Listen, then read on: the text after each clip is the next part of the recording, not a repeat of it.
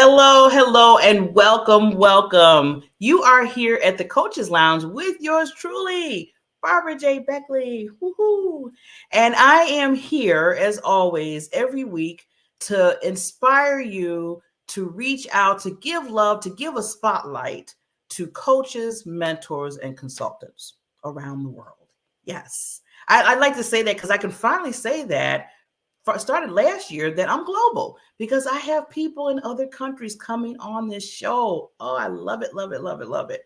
It's nothing fantastic to have diversity when you're doing your show or whatever you do in life. You get to meet so many amazing individuals. I just want to just say yay to global. And also to let you know that please, please, please always give your coach, mentor, and consultant some love. And the reason why I say that, because they're walking through the journey with you. They're helping you. They're like your little cheerleader saying, okay, you can do what you want to do, be it in financial, be it as health, be it, in visibility, be it in branding, whatever it is that they're coaching you in. I didn't really see too many shows that really give that type of spotlight to people. So guess what? What I did is I said, hey, if it's not there, I don't see it. I'll build it. I'll create it. And that's what I did. And we've been going strong. I have to say for a good 5 years to make sure that we are giving that spotlight to those experts out there that's giving advice. That's, like I said, that's walking the journey with you. Everyone, and I'm going to say this, everyone should have a coach. I have a coach, more than one. Oprah has a coach. people that celebrities and everywhere else has coaches. So we're never to that point of where we arrived. Let's just say that. Always learning, always growing, always trying to stretch ourselves. And coaches do that for us. So with this, every time I bring on a lady on my show, you know what I say. I give them the crown because they are queens. So we have a wonderful queen today, Mrs. Queen Isabelle. And believe me, she, we just met a little while ago, but I feel her wonderful energy. She is amazing. I'm going to call her a celebrity. I'm going to call her a celebrity because she's not only a relationship coach, a transformational coach, sexologist coach. Aha, I know I probably sparked some people's attention. Aha. But she's also an author. She's a speaker. She does everything. And I love that because she's making sure that she's reaching out so she can help people in what she coaches about. That's relationship building when you think about it. So I'm not going to say anything else because I want you to hear her lovely voice. We're going to get a chance to get to know her. And I want to ask too, towards the end, she's going to give you some inspirational information. Please jot that down and also reach out to her. Yeah, I'm starting off early. I'm getting on you already. We're going to have her website up there. Yes, I want you to reach out to her. Because if you can't even use it, just say, well, I don't really need her as a coach. You might know somebody. So you can't get off by saying that. So we'll be right back and we'll be talking to Queen Isabelle.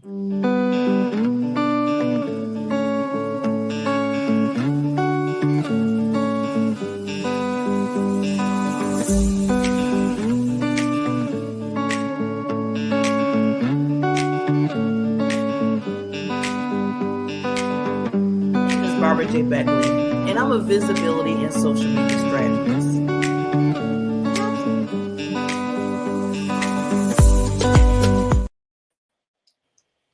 Hello. Yes, it's Maddie. She's on. Ta-da! Hi, Barbara. I'm so happy to be here. Thanks for having me. Oh my God, lady. You know what? I just love your energy already. I love what you do, and you had to come on the show. Now, just, I'm always, open to things. Now, she was going to be on the show a few weeks ago, and, things happen because she's a busy lady. She's a celebrity. So, things happen, right? And when she said, oh, I was like, the first thing I was telling her today, I said, I just wanted to come back on the calendar. That's all I wanted to do because I wanted to come on the show. So when she came back and said, oh, yeah, let me look at my schedule, I was like, perfect. She's coming. So welcome, Queen, to the Coaches Lounge. I really adore, I'm a coach myself, of course, but I adore other coaches, mentors, and consultants because, like I said earlier, we are the ones that, want to help pull things out of people, whatever, phase that you're dealing with them as a coach, and look for them to win, in any type of capacity. And it takes time, patience, as you know, a lot of things as being a coach. So before we get into kind of what you do for individuals, I want to pull back the veil just a little bit and see how you became this amazing transformational coach in what you do. Thanks, Barbara. So actually, it started a long time ago. I became a sexologist in 2004. Yes, it was quite a long time ago. After having a lot of issues myself in relationships and having some sexual problems, I'd had to see a sexologist myself, and I went through a healing journey for 3 years, which was really, really difficult. But I kind of gathered all the tools, and I decided after becoming a sexologist to become a transformational coach. Became a hypnotherapist. I did Reiki also. I do Reiki. I love helping people, and I love serving the people because I know how life changing it can be. And so when people come to me, I don't want to see them for 2 years. I want them to get results. I want them to grow, and I want to give them the tools to be able to reach that next level in their relationship or even in their own sexuality. Yes. What I really love, because I was reading, your bio and everything, and this is kind of a topic that some people shy away from, or they feel like, do I really need to go to sexologist, consultant, or a coach? I'll just deal with what I'm dealing with, and I tell people, I said, why not? It's part of your relationship with your spouse or your boyfriend, girlfriend. So if you're having some troubles, just like if you were having problems in finances, just like if you were having problems with your branding, still there's the coaches for that. So why not, get into that part of it? So I love what you do, and you help people in that relationship, because to me, that's even more intimate bond that you have to really understand how it works. Yes, it's so important. It's like fine tuning your relationship. And even sometimes couples come to me and they're like, everything is going so well in their relationship. We have good communication, everything functions day to day, but sexually, it's just we're having issues. It's just not happening. And then we dig a little bit deeper and we find little gaps that we just need to fill. And these gaps can be in the relationship, and maybe you don't even know they're there. Some couples come to me and they don't even know that they need to work on certain things until we have a chat and we discover those things. So it's so important. And even after their intimacy, their sexual life is back, sometimes they like to check in once a month or every few months just to make sure that they're still aligned. And I think that's amazing. Couples that go from 21 years old to 66, like everyone should do it. I think it's an amazing thing to do for your relationship if you want to keep that life partner and blossom together. Definitely, Queen. And I was just thinking, because I know throughout my years, I got divorced last year, but that's a whole nother story, a whole nother show. But we were together for 24 years, and I know other couples that's been together for a while, different years, and some of them have told me that after 5 years of marriage, they were okay in that capacity, and then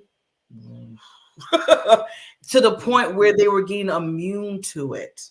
And when I used to hear that, I'm like, no, you shouldn't get immune to not being physical with your partner. It's like going backward or something. It's like, how you having fun? I'm just being honest. And you're just like, okay, we just decided, we're okay. But like you said, Queen, maybe you're not okay if you don't even want to have that, because it started off. So what happened? So I'm glad that you come to people, and hopefully, like you said, I was going to ask you, when you deal with couples or individuals about that, how do you dig deep? Because like you just said earlier, it might be something even more that they don't even understand what it is. Yes.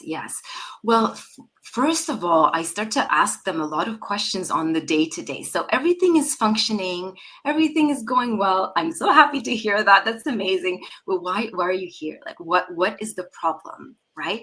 And what I hear a lot is desire. One of the partners lost desire. And like you just said, Barbara, it can be due to complacency. Sometimes in long-term relationships, we just stop making the effort. We just stop. And we feel we know our partner so well, we kind of go through the motions, and it just becomes a little bit dull. And it becomes an experience that is not pleasurable for either partner, right?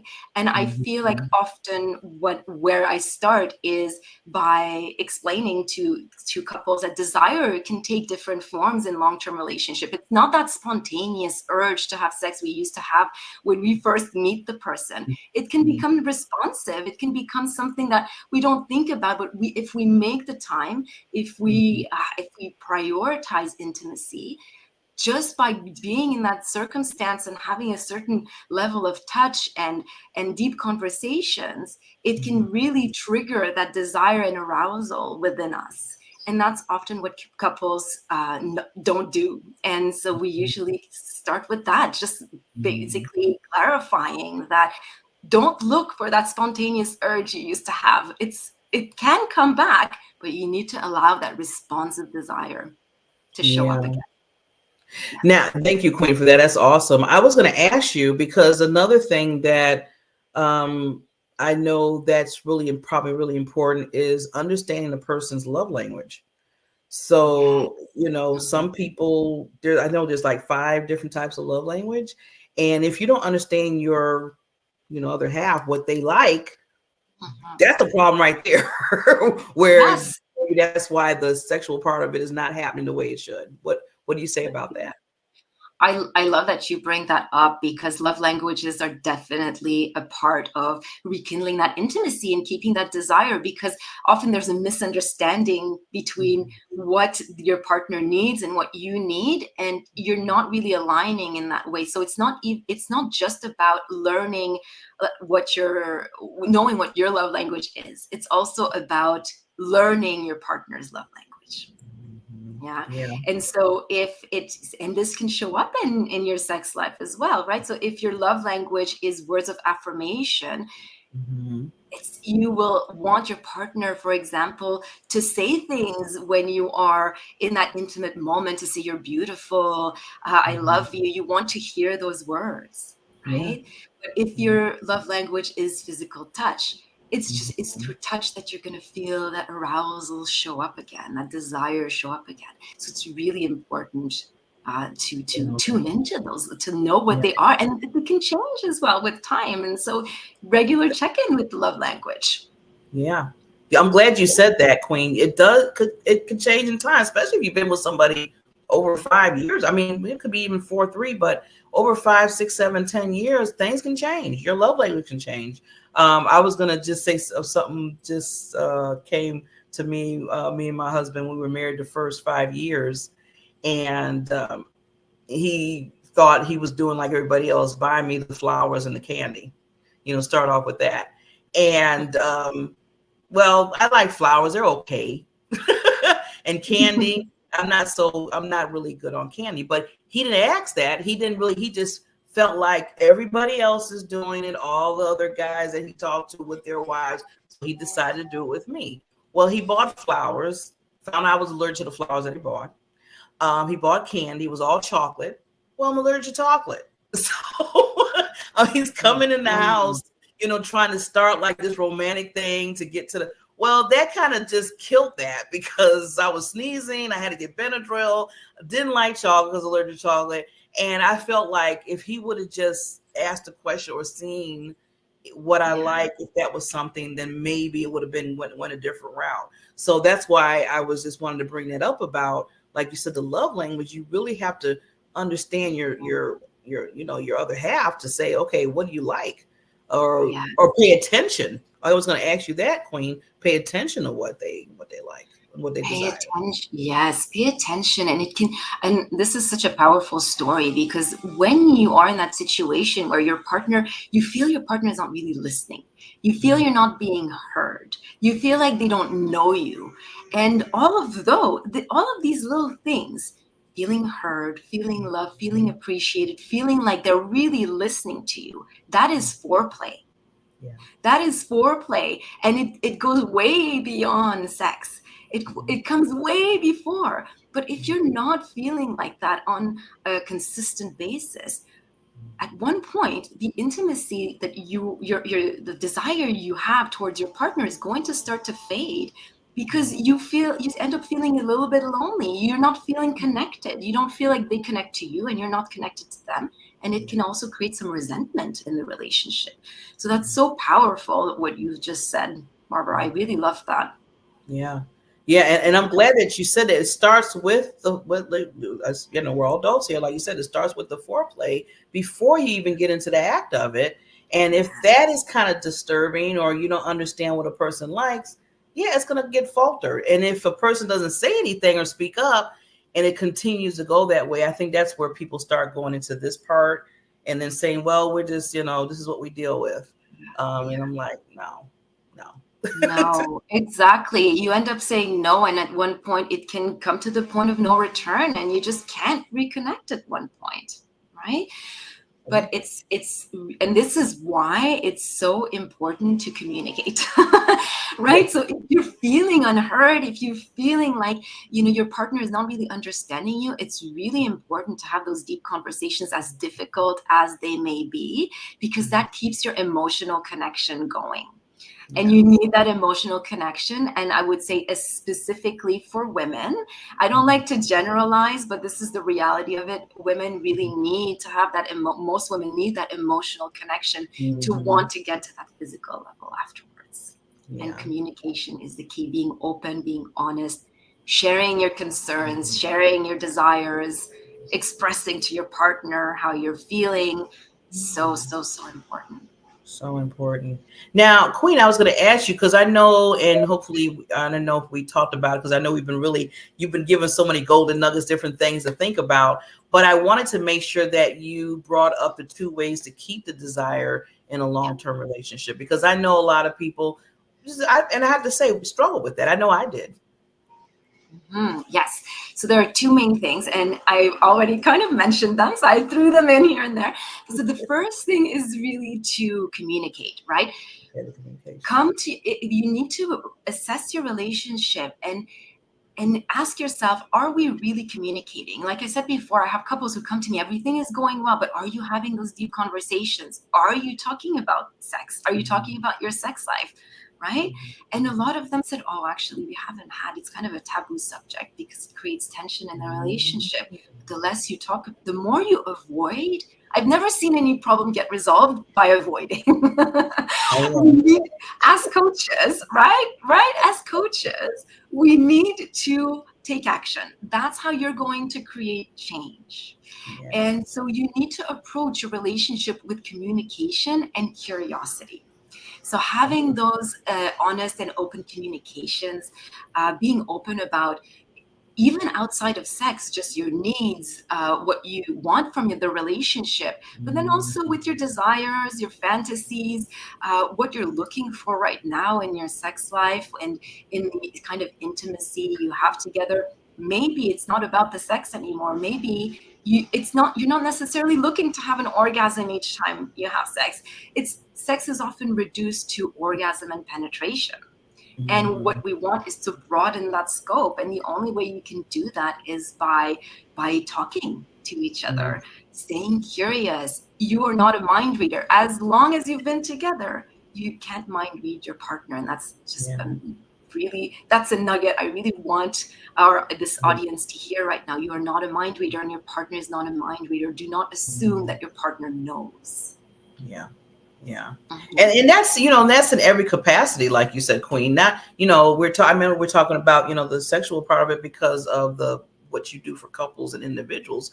But, we can't read your mind in anything. So people have to speak up. They have to talk. They have to be comfortable and talking to their partners. And I think that's another thing too. Like you said, some people might say, "Ooh, that's kind of taboo. We don't really talk about that." And I know you're probably saying, well, why not? That's part of the relationship. You need to bring that out. Else, yeah, you are going to be in 2 separate bedrooms. I mean, that's, it's not like the old days. I was just thinking about those old TV shows where, you seen where they had 2 separate beds in the bedroom and everything.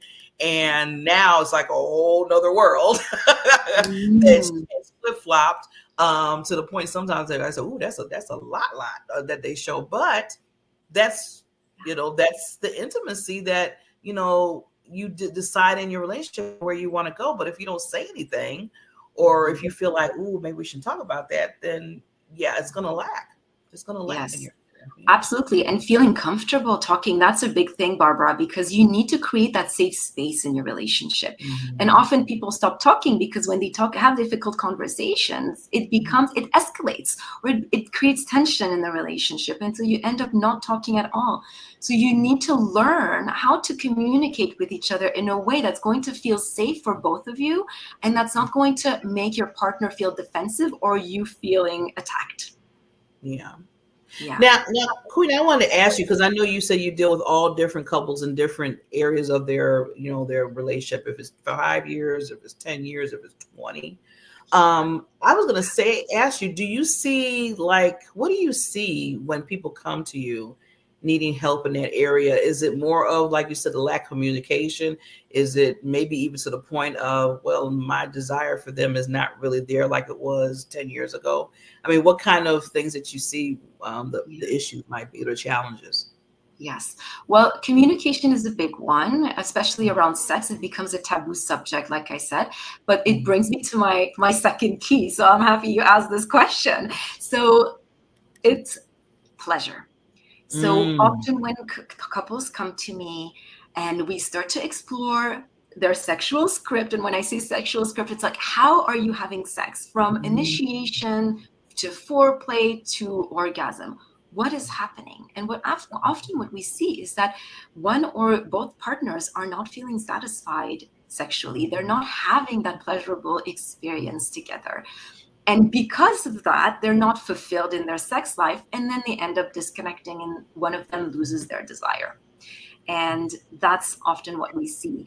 So what I often work on couples with couples on is pleasure, right? Recreating that script that you want. What kind of sex life do you want? Remove orgasm, remove intercourse from your goal. Goal-driven sex is never the right way to approach sex because it's so much wider than that. It's so much broader.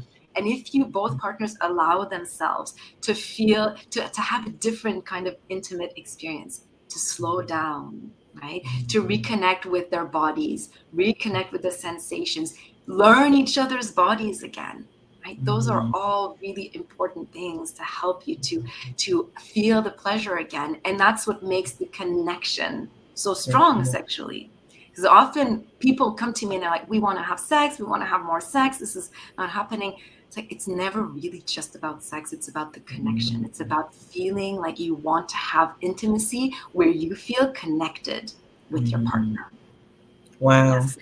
I've noticed with a lot of other coaches that I talk to, depending on what area of what coaching they do, and I'm even noticing now that what you do for couples and individuals, it starts with that mindset. It really starts with the mind and not so much of, because I always tell people, if somebody comes to you, say, like you said, people come to you say, well, we just want to have more sex. Okay, well, that's this part of it. We got to go lower now.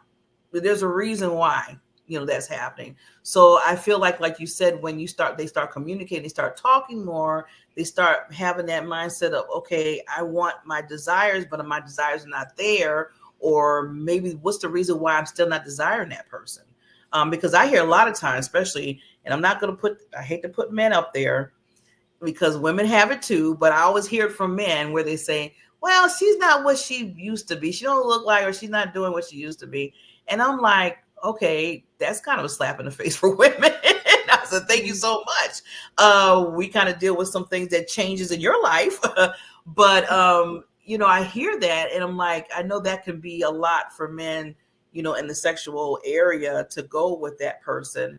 And I'm saying to myself, okay, how do they go beyond that? Because like you said, it's more than just, I mean, I know it's a physical thing, of course, but do you deal with some people where, some of the men might sit there and say, well, she's not really like she used to look like, and maybe that's what why they're pulling away.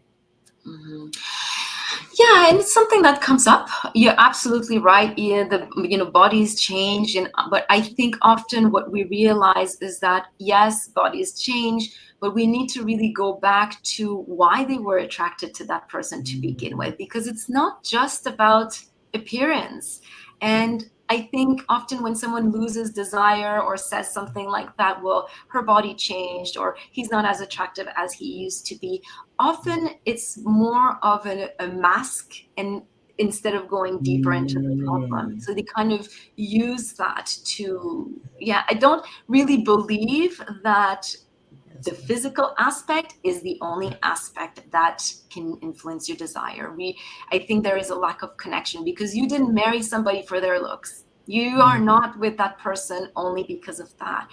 Reconnect with what's attractive to you to begin with. Yeah. I'm glad that you mentioned that, Queen, because that's so important. I like how you keep saying, always go back to say what really got to you to a point where you two came together, and you had to put that remembering. And then I like how you said, you put in the notes about we should always have a honeymoon all the time. It should feel like a honeymoon type of phase all the time when you're in the bedroom. And if you think of it like that, you have to, it's a work. It's work in progress. And I know when people hear work, they're like, oh God, work. But if you love that person, if you care about that person, you two want to please each other and be together and give those desires, it's not work. It's just basically giving yourself to the other person and really loving them. Yes. And of course, it's going to be effort. It's effort to reconnect. It's effort to work on it, and to have that consistent flame and that feeling, that desire. It is work. But I give homework to my clients all the time. Like I am the queen of homework. I give them things to do, and they love it. But often, sometimes they don't do it, and then I'm like, it's not enough. It's not enough to show up to your sessions. You've got to put in the work. I wish I could go to your home and make you do these exercises, make you have those conversations, but I can't. You're the only one who can do this, and it's not. Don't see this as homework. See it as something you're doing to rebuild the intimacy with your partner. You're doing this for you. You're not doing this for me. No, you're just there to, like you said, be the help and to just remind them and just, cheer them on to getting to where the place they want to be in that part of their lives. So this has been, I love this conversation, Queen. Thank you so much. I know this is going to help a lot of people, and hopefully, like I want to put out there too, don't be shy. Like you said, communication is the key. I don't care what anybody says, whatever, communication is the key. And you have to speak to, the person that you're doing life with to make sure that you're happy and whole in all areas, even in the sexual part of it. So Queen, I want to make sure that any lasting nugget or thought that you have, I'm going to take myself down, give you 30 seconds, and then we'll wrap up, and I'll be right back. Okay. So this is what I want to leave you with. Communication and pleasure should be your priority in your relationship if you want to rekindle that desire. So really start to assess what is going on in your relationship. Are you having those conversations? Are you feeling like when you do have sex, is that pleasurable for you? But also, and one of the really important thing is, don't forget to continue seducing each other. It's so important to keep flirting, compliment each other, show appreciation.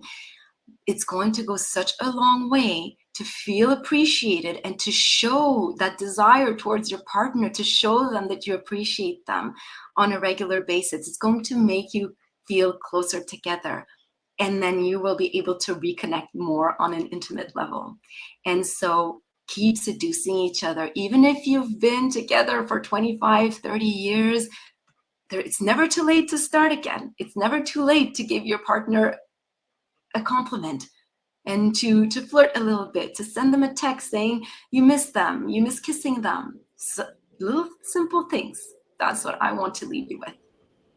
I like that, Queen. Yes, people need to flirt a little bit more. Send those texts saying, "Hey, I was just thinking about you." Maybe afterwards, hey, do some script stuff. I mean, do things that's going to make you have fun with each other, and just it's all about the love. It's all about loving each other, and that, like I said before, it's a part of it. So, Queen, thank you so much for coming on the Coaches Lounge. You have been just a gem. I had took notes. I was taking notes. I was like, okay, I hope she can't see me, but I'm taking these notes because she's giving us some good stuff. Absolutely. It was such a pleasure. It was so much fun. Barbara, anytime, I'll come back. And I'm so happy. Thank you for having me. Oh, yes, definitely. Yes, you're family now. We want you to come back. So with that said, everybody, please reach out to Mrs. Queen Isabelle. If you yourself, if you're having some challenges, I want to put challenges out there when it comes to your relationship, especially in that, what we were talking about, sexual part of it, and the communication stuff. Because you could tell this Queen, she helps with you in all areas, not just that one thing, because it starts somewhere before it even gets to the act of it. So please reach out to her if you know somebody that's in need. Like I said, take her information down. I'm going to make sure, let's post this one more time to make sure people don't say, well, I didn't get the link. Well, there's the link right there. No excuses. That's perfect. Yes, so we follow a process. It's not just here and there. You come to me, we follow a process, and I get you to where you want to be. That's my goal. Definitely. So everybody, again, thank you, Queen, for coming on the Coaches Lounge. If anybody's interested in coming on, if you're a coach, if you're a consultant, if you're a mentor, reach out to me in Facebook and anywhere where it says Barbara J. Beckley. I am there, and I'm here to make sure you get spotlighted just like this wonderful Queen Isabelle. We will see you next time at the next show of the Coaches Lounge. Take care.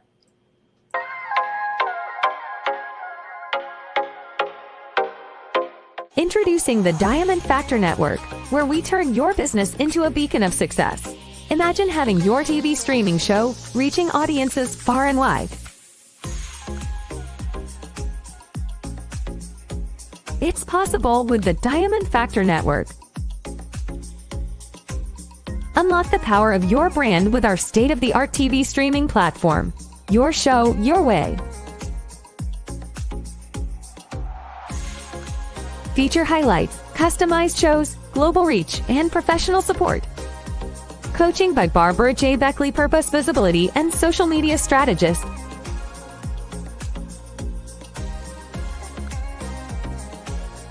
Ready to elevate your brand? Join the Diamond Factor Network today and let your brilliance light up the world. Shine bright because your success is our priority.